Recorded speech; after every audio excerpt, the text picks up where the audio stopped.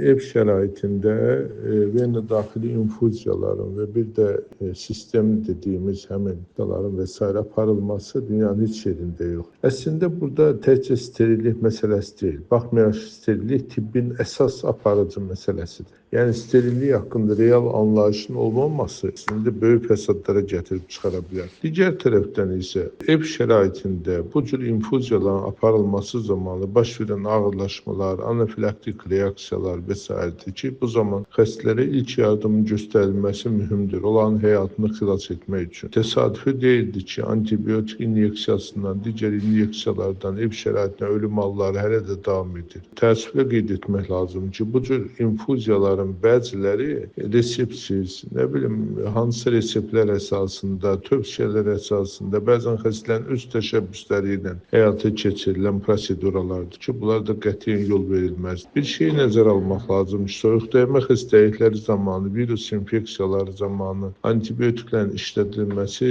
dünyanın heç bir yerində yoxdur. Çünki antibiotikin virusa təsiri yoxdur. Zaten o bakteriyalara, göbələyə təsir edir, amma viruslara təsir edir. Ona görə də antibiotiklərin boş-boş işlətməsi digər fəsadlara da gətirib çıxara bilər. Yəni antibiotiklərin yan etkilərin güclənməsinə gətirib çıxara bilər, zəifləmiş